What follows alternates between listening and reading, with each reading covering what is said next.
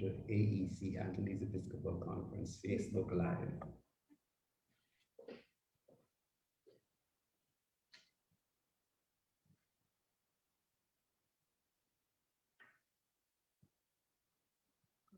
Well, welcome to the Antilles Episcopal Conference Facebook Live. And today we have in conversation the Bishop Elect of the Diocese of Bridgetown, Barbados, Bishop Elect Neil Scantlebury. Welcome, Bishop Elect. Thank you. Thank you very much, Father Don. Thank you very much for inviting me. And good day to our listening audience, or viewing audience, I should say. Great, wonderful. So we're here to just have a conversation with Bishop-elect Neil about who he is, about his priestly ministry, and about his upcoming ordination, which will be held June 11, 2021. Bishop-elect, there's so many persons who are asking the question, who is Father Neil Scantlebury? Where was he born? What was his childhood like? We heard that he's Bajan, the first Bajan to be nominated as a Bishop of Bridgetown, Barbados, but at one point working in the Virgin Islands. How did he end up in the Virgin Islands? What was his family like? So share with our listeners or viewers on Facebook Live, who is Bishop-elect Neil? Well, Bishop-elect Neil. Well, my parents, Deacon Keith and Myrna Scantlebury, 55 years ago plus, had their third child, and they chose to call him Neil Sebastian Ricardo Scantlebury. Wow. That's a mouthful, isn't it? Yes. So, yes, I'm the third child of them. Interestingly, my mother was from Trinidad. Wow. Wow. Yeah, so I do have some Trini roots, and I still have family in Trinidad. I have cousins over there. And my dad is Bajan all the way. And interestingly, they met while my mother and her family were visiting Barbados, and they didn't live too far from where my father lived. And my father worked in his father's carpenter shop. He used to repair shoes. And so they would always walk past the store and on the way to the beach. And my father, being a Scantlebury,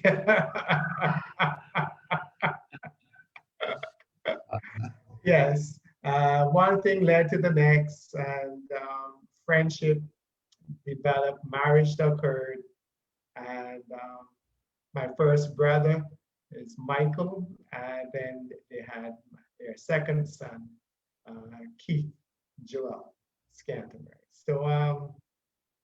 So that's, my father was not a Catholic. And my mother, being the staunch Catholic, she had a great devotion to the Sacred Heart of Jesus. And she would always pray and ask the Sacred Heart to bring conversion to my father. So my father would always say, the boys will go to church with him and the girls will go with my mother.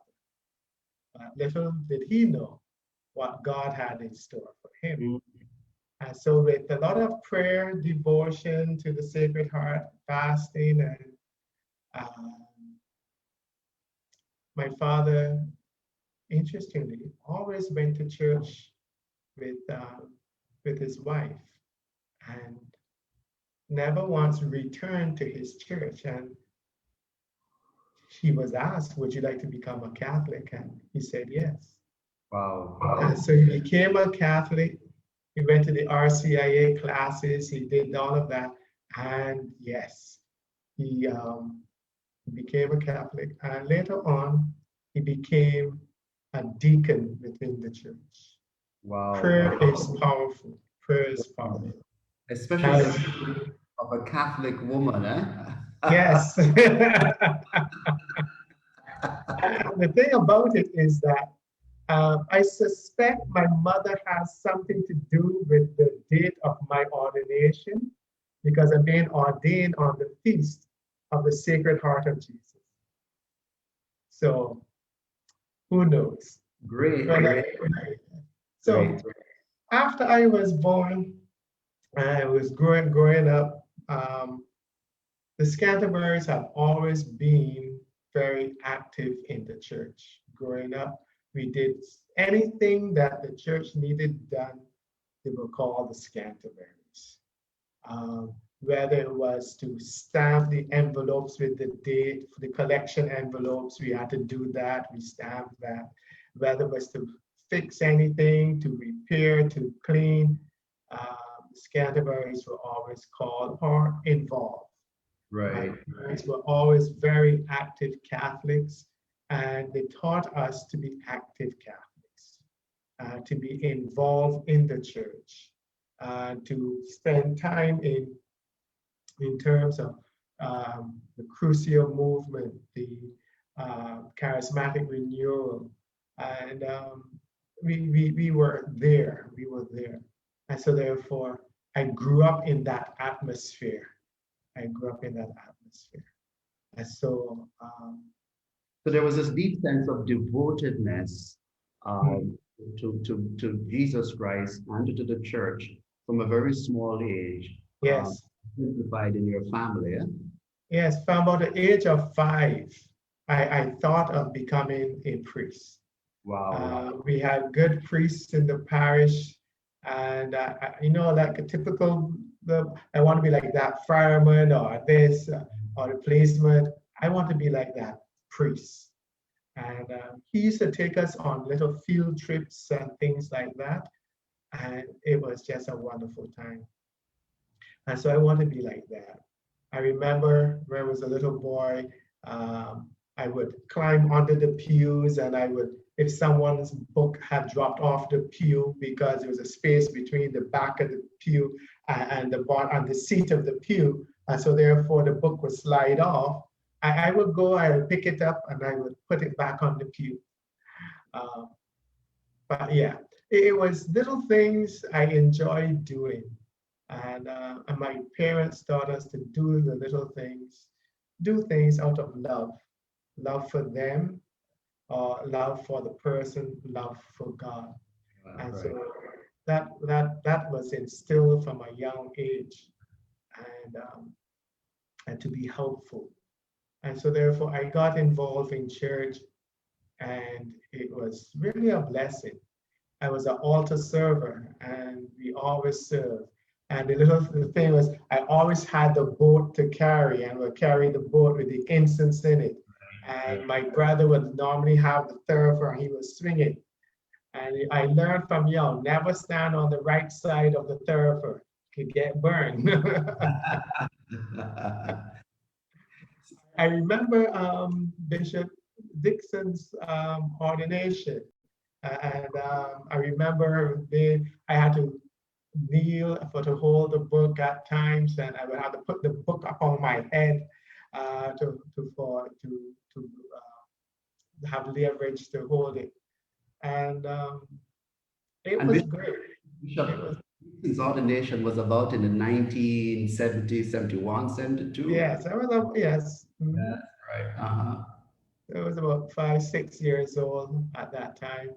Right. And, so that was it was an interesting experience to be part of that, to be part of my dad's ordination as well when he was ordained a deacon, and to be like, wow, this Right. is looking back is just mind-boggling at times to see how God worked Right. and that I was involved in all of those things. But Yeah, growing up, go tell us. ahead. Yeah, you tell so most of your childhood was in Barbados, and Mhm.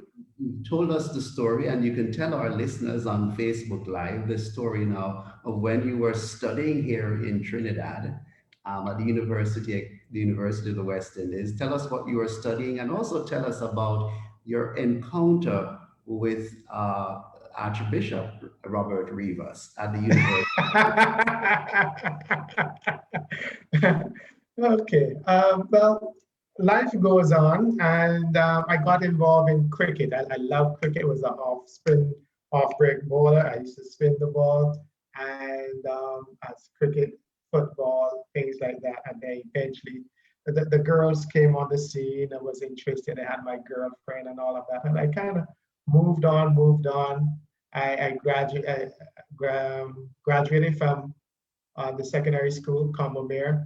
After I went to primary school, Spikestown Boys, went to Commonwealth, graduated and went to University of the West Indies, Trinidad, and to study mechanical engineering. And it was a good time. At that time, my parish priest at Our Lady of Sorrows was Bishop Gilly, Lester Gilly.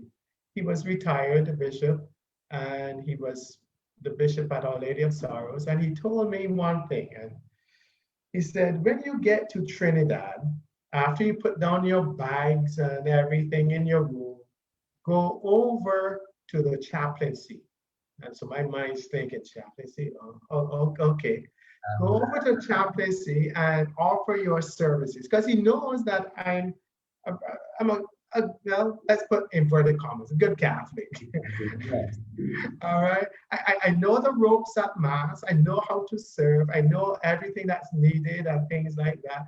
And I could be of service to them. So he said that.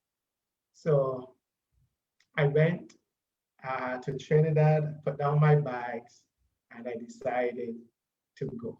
I said, at least let me go, show myself. Hopefully they will say, nah, we don't want you.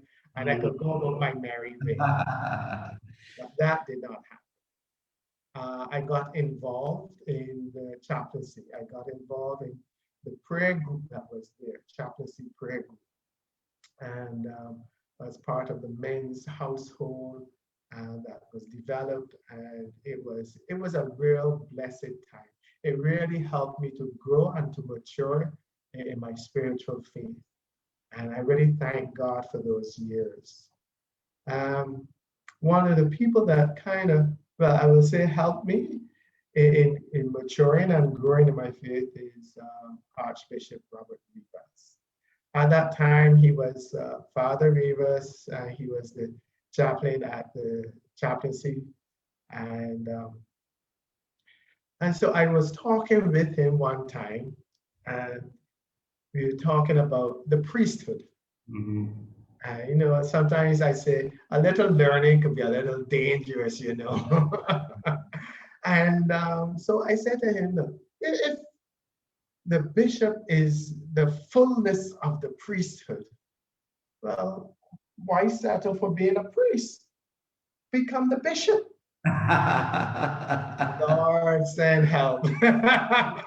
It's a story that I don't particularly tell because I was young and foolish with the aspirations of greatness, and you know, you go into university, kind of looking up the scale of where you can achieve. Humility hasn't kicked in yet. Right. Now it's like humility has kicked in, and it's like, nah, bishop is not where it is. You just need to be humble. Great. So the thing about being in at the university, I met a number of friends, made a lot of friends there, and I always look back. I always go back to Trinidad to be part of the Jesus Explosion there in Trinidad, and every year or every other year at least. And all of that has been good for me. So when I graduated from UWI, I went to St. Thomas Virgin Islands. How did I get there? Yeah. How did you get? Yes. I'm glad you asked the question. What happened is that in my last year, Monsignor Michael Kozak from the Virgin Islands came down to Trinidad. He was looking for some men to teach in the Catholic school on St. Thomas, St. Peter and Paul Catholic School. I was wrapping up in my final year, and I thought about it. I didn't say yes or no, but a couple guys did say yes. Tony Searle was in the Virgin Islands. He was on St. Croix working with youth and doing youth ministry. And then at the end of my years at UWI, I asked my parents if I can go and visit him and maybe spend a week in the Virgin Islands. So I went, I spent the week.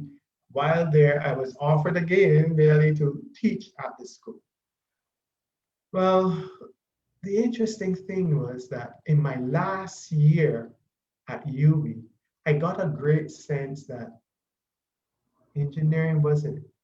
Engineering was not the vocation God was calling me to take it. As much as I enjoyed it, as much as I enjoyed the math and enjoying designing things, it wasn't where God was calling me.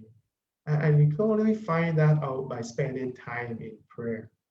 And I used to spend time, I used to try to make a holy hour at least weekly at the chaplaincy. And more, God was saying, Neil, engineering isn't for you. But I know I needed to finish the degree. I wasn't going to drop out, finish it. And so I finished the degree. I was in the Virgin Islands and being offered to teach because I looked in Barbados for a job. It wasn't a teaching job I looked for a mechanical engineering job. I didn't find any. And offered a job to teach in the Virgin Islands. I said, okay. And in that too, I worked with Monsignor Kozak, who helped me to discern what is God calling me to do. And it was a good year of teaching. You know, I kind of joke around about in growing up, I want to get married and I want to have my 12 children. And, Well, team. Yeah. The Scantlebury football team, or cricket team. And the thing was that year of teaching, I was kind of sure I didn't want any children, yes? As much as children are great and are a blessing from God, I discerned that I can't do two things. I cannot be like my father, who was a deacon, serving in the church, and being married and at home with the family. I couldn't do the two. And I said to the Lord, it is one or the other. Which one you want me to do? And in prayer, in discernment, in talk with Monsignor Kozak, priesthood. And the thing about it, when I said, yes, Lord, I will be your priest. What shall I do for the things you have done for me, for your greatness you have shown to me, for your love you have shown to me? How can I ever repay the cup of salvation I shall raise? And great peace came over my mind and heart. I was very much at peace with the decision. So now I have to go home and tell my parents. In part of the discernment process, it was to return to Barbados or to stay there. It wasn't an easy decision. It wasn't an easy decision, and I decided to stay there. And that also had peace in that decision as well. And I told my parents at that summer after that year of teaching and they were overjoyed. They were happy. Wow. It was something I believe my parents been praying for years. That at least one of their children will become priests. The Right. first got married, the second got married. So now it's all hanging on the third one. Well, that's a beautiful vocation story, very profound and inspiring vocation story, Bishop Neil. And I'm sure our listeners, especially our young people, youth who are listening to that story, will take from that the peace that came over you when you made that decision. Yes. Let's fast forward. So you were ordained a priest for the Diocese of the Virgin Islands, Mhm. spent over 20 years of ministry, 25 years. 25 years of ministry there. And Yes. then comes December 2020, December 27, 2020, when you got the news of Yes. nomination. How did you feel when you got the take us on that day when you got that news that you were Oh, nominated? wow. I remember it. I remember it very well. Um, my phone rang and I looked to see who was calling. And I realized that it was a Trinidad number. And a particular logo came up. And it's like, should I answer or should I not answer? Uh, All right. So I decided I'll answer. Okay.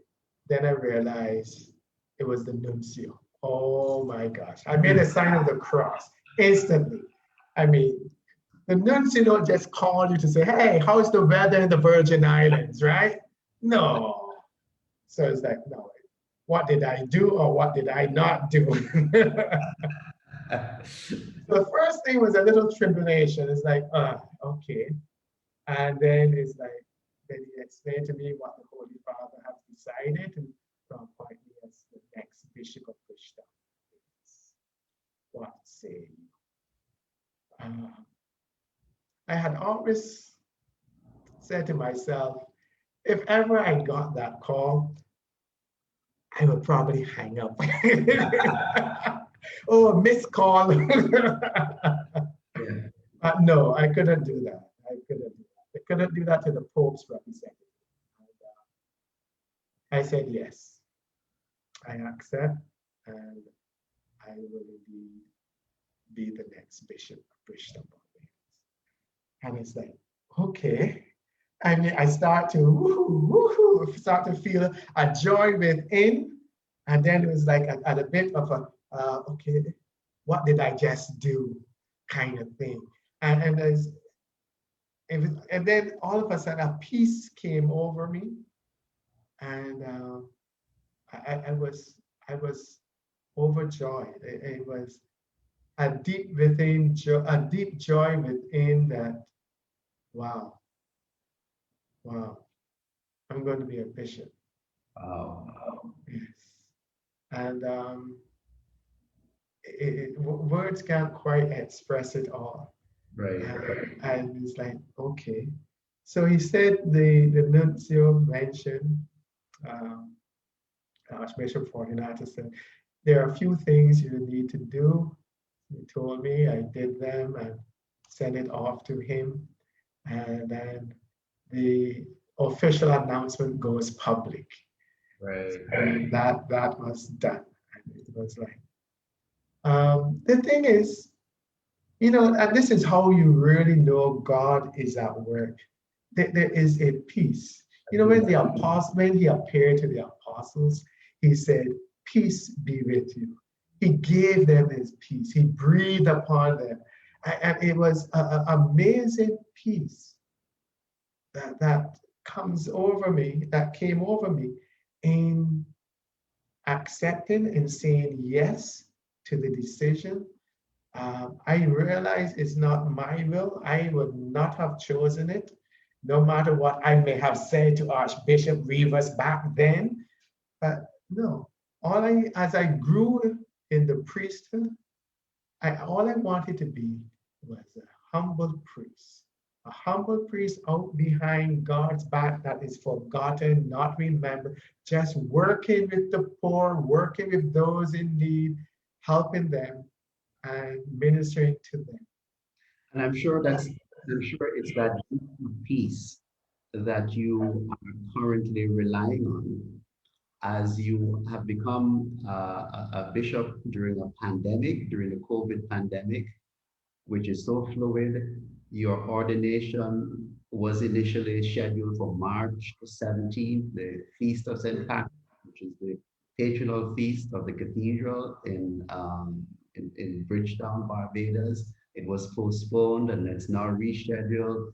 You've been appointed apostolic administrator, trying to plan an ordination on June 11th. Just tell us in a few words, what's it like planning an ordination and administering the diocese in a pandemic, in a COVID pandemic time? Okay, it is the piece that helps you to keep going. And one of the things um, that um, I really and truly tap into, and is for God's will to be done. Thy Mhm. will be done. And I keep reminding myself, and well, not really remind the Lord knows, but keep saying to the Lord, Lord, you in charge of this, you know. Mhm. You have to take charge of this ordination, and you have to take charge of this pandemic. And you have to take charge of the situation here. When I came into Barbados, I had to quarantine, and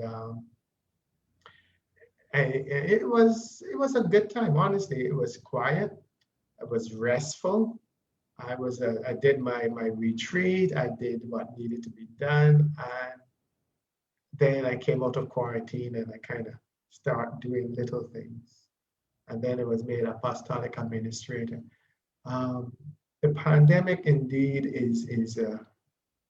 uh, is is is a situation that the whole world has found itself in, that we need to always remind ourselves of things that we may not have been doing before, like hand sanitizing frequently. Now we have to be wearing masks and the social distancing. These things we kind of take for granted. Being a Caribbean people, that we like to hug up and things like that. So it's really and truly now is like, especially me, I'm a hugger. So now I got to keep everybody at bay, stay away, stay away. And you got to do that. You just have to do that because it is thinking of the good of the other person. And you don't want to spread it to them if you Correct. have it, and you don't want to catch it from them. So, for the good of the other person, these things, these protocols were in place. And, and in what that has done has opened the door now so that technology has become an integral part of ministry. When I was in the Virgin Islands, folks, when the pandemic and everything are now breaking out, people wanted me to go on Zoom and live stream. And I think since I came to Barbados, I have been on more live stream than I could. So it's needed, it's important, and the good news is spread this way. And we got to keep that in mind. It's all about spreading the good news, not the virus, but the good news. And Great. Wonderful. You've just completed your first meeting of the annual plenary meeting of the Angeles Episcopal Conference just today. And so it certainly was a baptism. I don't know if it was a baptism by fire or water. Could you just briefly share with our listeners what the first experience of the APM was for you and how the bishops embraced you and welcomed you? oh, great. Going into it, I was a little, not necessarily nervous, um, because I know I could just sit there and keep quiet and keep my thing on mute. But I know I shouldn't do that. And I know they're going to involve me and get me to speak, and rightly so. And my experience has been a great experience. I felt the camaraderie of the bishops. I felt even though we may disagree on a particular issue or point, it was done with respect, it was done with love. We talked about it, we explained what it was or what was happening, why we're doing this or that or the next. And it was good, it was very good. It really truly has opened my mind now to a whole lot more that is going on. Uh, it's not just a matter of the diocese, but you got to look at the bigger picture. You got to look at the conference, and then we have to look bigger than that, to even to the Latin America and the Caribbean, and things like that. And so we need to keep the perspective, and beyond that, the entire world. And that's where the Pope is really looking at the entire big picture. And so we too must also keep our eyes focused on the big picture. When we get too caught up with the small little things, we lose focus of what is really the issue at hand.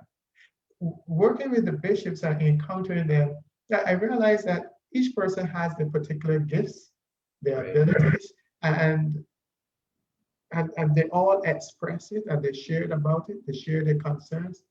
And so I'm finding my own little niche in this whole thing. And eventually, yeah, I will, because the brothers among the bishops, we indeed look to open, and they've been very welcoming. I I have felt the warmth and love that they have offered in the meetings and the retreat the first couple of days. That was excellent by Father Timothy, and it was very good. Great. And I enjoyed it. It was a blessing for me. It was enlightening, and I enjoyed some of the jokes. And we must say that there are clean jokes. Definitely, yes, yes, it was. All clean and above board. So your ordination is now set for June 11, 2021, which is in another several weeks from now on the Feast of the Sacred Heart. Not a coincidence, but by God's design, because your mother had a devotion to the Sacred Heart. Share with us as we bring this conversation to closure. Share with our listeners, what are your dreams and your hopes for the people of the Diocese of Bridgetown, Barbados? Ah, um, my dreams and my the hopes. I've been thinking about that, and what comes to mind is pretty much what. Well, two things come to mind. The first thing comes to mind is what Jesus said when he started his ministry: repent and believe in the good news. To bring people to a point of repentance and conversion in their life, to bring them closer to the Lord and to God, to bring them closer in union with Jesus and our Blessed Mother, to bring them closer to experience the power of God's love. I see, and I say this prayer pretty often. I pray for those entrusted to my care that none will be lost, that everyone will make it to heaven. I'm concerned about helping those, whether they're on the fringes of society, whether they are good practicing Catholics, or whoever they may be, that everyone make it to heaven. And that's a, I know it's a big goal to look to, but then that is going to be broken down into caring for those in need, helping those in need. I have a great staff here at the Chancery, and a number of good people working in different ministries, and including the clergy, the deacons, etc. And so therefore, we need to reach out and help those who don't have a voice. As Father Timothy mentioned in our retreat as well, about those who are seen to be voiceless. And, and we need to speak for them, not just for the unborn, but the abused and hurting children of this island. And we need to speak out for them and to help them. And the abused and battered women, we need to speak out and help those in need. We need to help other people um, by being Christ to them and by being an example of God's love. That we need to ask the Lord to help us to show us the way how best to help them. Because so often we think that people need help in one area. Like if someone comes, knock on the door, and the priest is so caught up in, okay, just give them something to eat, a bag of food, and go about your way. But the person may need a listening ear. That's where the help is required, that listening ear. We need to help people where the need is, right. and not what we presume the need is. And since I've been here, I've been listening. I've been listening to what people have been saying. I've been listening to the needs of the people. I've been listening to different things, and I'm going to be meeting with the clergy and trying to carve out a charter, a course, for the ship of the Diocese of Bridgetown that we can sail upon and to do the good that we can do here and now while we can still do it, because we're not promised tomorrow. Right. Yeah. Great. Great. Well, Bishop Elect Neil, this was a wonderful conversation. Obviously, a conversation where you spoke from the heart.